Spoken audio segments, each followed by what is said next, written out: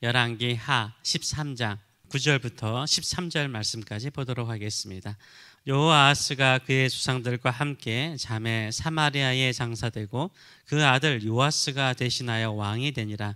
유다의 왕 요아스의 제37년에 여호아하스의 아들 요아스가 사마리아에서 이스라엘 왕이 되어 16년간 다스리며 여호와께서 보시기에 악을 행하여 이스라엘에게 범죄하게 한 느밧의 아들 여로보암의 모든 죄에서 떠나지 아니하고 그 가운데 행하였더라. 요아스의 남은 사적과 행한 모든 일과 유다 왕 아마샤와 싸운 그의 업적은 이스라엘 왕 역대지락에 기록되지 아니하였느냐. 요아스가 그의 조상들과 함께 자매 이스라엘 왕들과 함께 사마리아에 장사되고 여로보암이 그 자리에 앉으니라. 아멘. 오늘 이 말씀을 가지고 한 줄의 인생이라는 제목으로 같이 은혜를 나누기를 원합니다. 오늘 본문에는 여호아하스가 죽고 난 다음에 이 북이스라엘 역사를 보는 것입니다. 북이스라엘에 요아스 왕이 세워집니다. 이 남유다에도 요아스라는 왕이 있었지 않았습니까? 7살에 왕이 되었던 요아스, 남유다의 요아스가 있고 지금은 북이스라엘에 요아스라는 왕이 있습니다. 우리도 뭐 데이빗, 다니엘 이런 이름들이 많잖아요. 앞에 성을 통해서 우리 구별을 하듯이 이 당시에는 이름이 똑같아요. 그러니까 누구의 이름으로? 아버지의 이름, 누구의 아들 이렇게 해서 구별하는 것입니다. 오늘 나와 있는 이 요아스는 여호아하스의 아들 요아스를 말하는 것입니다. 북이스라엘 왕을 말하는 것입니다. 근데 이 북이스라엘 왕 요아스에 대한 기록은요, 단 한 줄이에요. 여러 구절이 있지만 그 구절들은 대부분 열왕기 상하를 기록하는 것에 거의 똑같아요. 딱 하나, 이 사람에 대해서 이 요아스의 인생의 북이스라엘 왕 요아스의 인생을 기록하는 딱 한마디의 절이 있는데 11절이죠. 11절을 보게 되면 여호와께서 보시기에 악을 행하여 이스라엘에게 범죄하게 한 느밧의 아들 여로보암의 모든 죄에서 떠나지 아니하고 그 가운데 행하였더라라고 말하고 있어요. 이 말은 거의 모든 북이스라엘 왕들에게 사용된 한 줄의 표현이죠. 북이스라엘 왕 요아스는 이 단 한 줄밖에 기록되어 있지 않습니다. 이 한 줄도 모든 북이스라엘 왕들에게 쓰인 평가인데요, 이 요아스에게는 딱 이 한 줄이에요. 그것도 칭찬이 아니죠. 이 표현은요, 부정적인 평가입니다.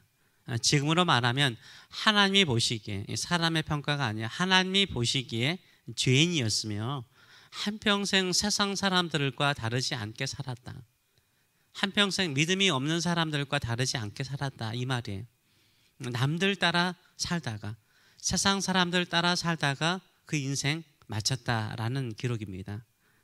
내 신앙의 인생을 평가할 때 특별히 하나님께 너는 세상 사람들과 다르지 않게 똑같이 세상 사람들이 사는 대로 살다가 너의 인생을 마쳤다, 이런 평가를 받는다면 어떤 마음이겠습니까? 얼마나 부끄러운 거예요? 인생을 살아가면서 남들에게 평가받기보다는 하나님께 평가받고 하나님이 보시기에 부끄럽지 않는 인생을 살아야 됩니다. 그것은 세상 사람들을 따라 사는 인생이 아니라 하나님의 말씀을 따라 사는 인생이 복이 있는 거예요. 하나님이 보시기에 그것이 거룩한 거예요. 그것이 깨끗한 거예요. 그것이 믿음인 거예요. 근데 많은 믿음의 성도들이요, 신앙생활 하면서도 세상 사람들이 요구하고 세상 사람들이 평가하고 세상의 언론이 이야기하는 교회를 만들고자 하고요, 또 세상이 말하는 성도가 되기를 원해요. 아니에요. 세상 사람들에게 칭찬받아봤자 무슨 소용이 있어요? 하나님께 칭찬받아야 되고 하나님께 기쁨이 되어야 되고 하나님께서 축복하시는 사람이 되어야 되는 줄 믿습니다. 우리는 누구를 바라보고 신앙생활 하십니까? 누구를 따라갑니까? 세상 사람 바라보거나 세상을 따라가지 마시길 축원합니다. 오직 우리 주 예수 그리스도를 나의 선한 목자로 삼고 따라가시는 저와 여러분 되시길 축원합니다. 이 요아스가 산 인생은요, 죄인인 여로보암의 삶을 따라서 죄짓고 살다가 끝났어요. 요아스가 북이스라엘의 왕의 신분인 것처럼요, 우리도 왕 같은 하나님의 자녀죠. 이런 거룩한 신분을요, 이런 거룩한 직분을 우리 주 예수 그리스도의 보혈로 말미암아 가지게 되었어요. 근데 세상 사람들과 똑같이 산다면 우리 또한 한 한 줄의 평가를 받을 수 있죠. 너는 세상 사람들을 따라 살다가 너의 인생 끝났다. 이런 평가를 받으면 얼마나 부끄러워요. 이 평가가 아니라 그 다음에 더 아름다운 인생의 스토리가 있는 저와 여러분 되시길 축원합니다. 그래서요, 믿음으로 사셔야 돼요. 세상 따라가지 마시고요, 오직 믿음으로 사셔야 돼요. 목사님, 우리 사정을 잘 모르세요. 그렇죠. 제가 여러분의 개인적인 모든 사정이나 형편을 어떻게 다 알겠습니까? 그러나 이렇게 힘들고 어려운 형편 속에서도요, 믿음으로 사는 사람은 빛나요. 기도하며 주님만을 의지하는 사람은 빛나요. 우리가 힘들고 어려울수록요, 더 믿음으로 사셔야 돼요. 믿음으로 사셔야 돼요. 하나님 의지하며 사셔야 돼요. 어떤 분들은 그래요. 살아내는 것도 힘들어요. 물론 살아내기도 힘들죠.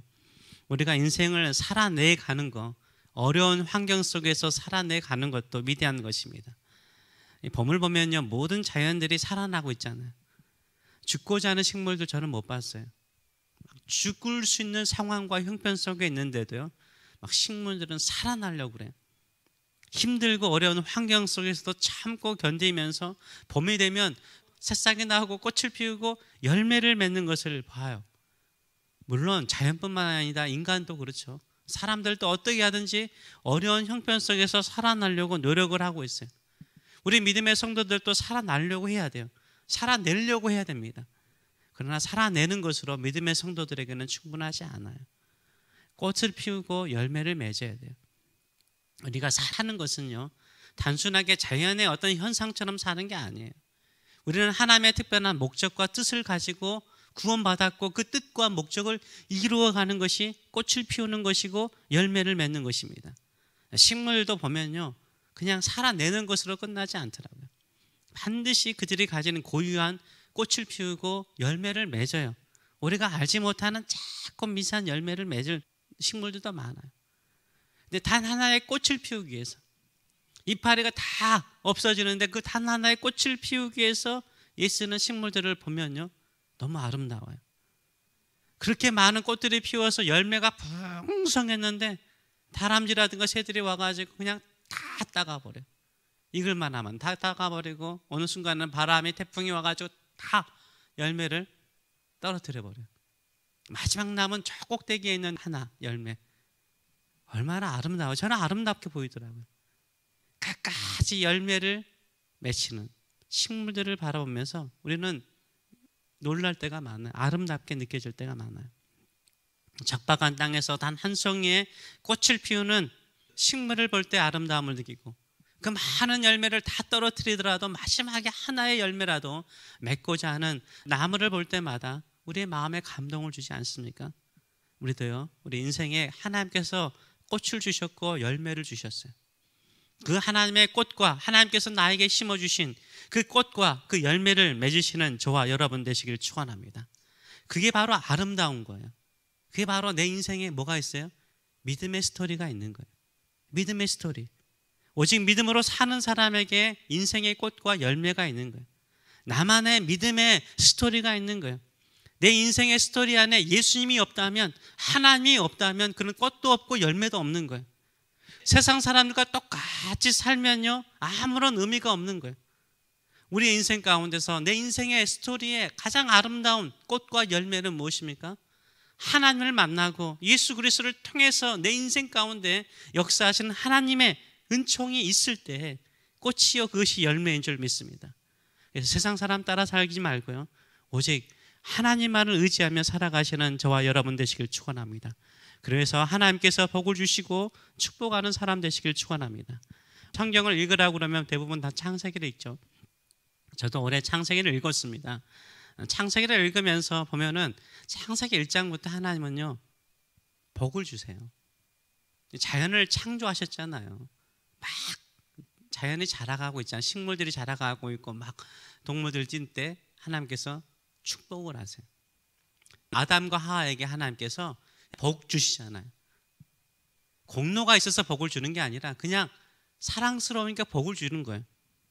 그 다음에 이제 역사가 흘러가면서 아브라함이 나오고 이삭이 나오고 야곱이 나오고 요셉이 나오잖아요. 근데 하나님 보시면 복 준다는 말이 그렇게 많더라고요. 제가 보고 싶어서 보는 게 아니라 성경을 읽다 보니까 읽어 소리내어서, 어제 읽으라고 그랬잖아요. 소리내서 읽다 보니까 복을 주사, 복을 주어, 이런 말이 많이 나오더라고요. 하나님이요, 믿음으로 사는 사람을 볼 때 기뻐하세요. 복 주고 싶은 거예요. 이 사람들이 복을 달라고 그런 게 아니잖아요. 하나님께서 그냥 복을 주시는 거예요. 복을 주고 싶은 사람이 되는 게 되게 중요한 것 같아요. 우리가 이 땅에 살아가면서 살아내는 것도 중요하지만 믿음으로 살고 하나님 의지하며 살고 주 예수 그리스도의 십자가를 붙들고 내 인생이 정말로 거저받은 은혜의 인생인 것을 알고 믿음으로 살고자 하면요, 하나님이 기뻐하세요. 하나님이 복 주세요. 그 복이 단순하게 많은 돈이랑 성공을 의미하는 건 아니죠. 영향력이죠. 영향력. 주변을 복되게 하는 영향력이에요. 천하 만민이 너로 말미암아, 너와 너의 후손으로 말미암아 복을 받을 것이다. 이 말은 무슨 말이에요?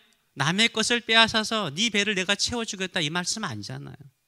풍성한 복을 받아서 그 풍성한 복을 주변 사람들에게 나누어주는, 영향력을 미치는 인생이 되게 하겠다, 축복의 통로가 되게 하겠다는 말씀이잖아요. 우리 인생, 그런 인생 살아갑시다. 하나님께서 복 주시기를 기뻐하시고 하나님께서 우리의 인생이 풍성해지며 주변 사람들에게 선한 믿음의 영향력을 미칠 수 있는 사람으로 세워질 때까지 우리 주님 한 분만을 붙잡고 살아가시는 저와 여러분 되시길 축원합니다. 한 줄의 인생, 한 줄의 인생, 세상 사람들 따라 살다가 죽었다, 이런 한 줄의 인생이 아니라 한 줄의 인생으로 끝날 것 같은데 거기에 플러스 부록이 있는 거예요. 부록이 있는 인생. 다음 주 화요일날 보겠지만 이 요아스가요, 부록이 생겨버렸어요. 원래 스토리가 여기서 딱 끝나야 되는데요, 부록이 생겨버렸어요. 엘리사 때문에 부록이 생깁니다. 우리 인생에도 지금까지 한 줄의 인생을 살았다면 부록 있는 인생으로 살아가시는 저와 여러분 되시기를 축원합니다. 기도하겠습니다. 살아계신 하나님, 한 줄의 부정적인, 하나님 보시기에 죄인이었고 하나님 보시기에 악하였으며 하나님 보시기에 의미 없는 인생을 살았다, 세상 사람들 따라 살다가 의미 없는 인생을 살았다, 이렇게 평가받기보다는 하나님의 거룩한 뜻을 따라서 우리 주 예수 그리스도의 보혈의 은총을 귀하게 여기고 존귀하게 여겨서 한평생 하나님 보시기에 믿음으로 살다가 하나님께서 축복하시고 은혜를 베푸셔서 그의 인생이 주변의 많은 사람들에게 선한 영향력을 미쳤다, 이런 평가를 받는 저희들의 삶, 부러기도 아름다운 삶 될 수 있도록 은혜 도와요 주시옵소서. 감사드리며 예수님의 이름으로 기도합나이다. 아멘.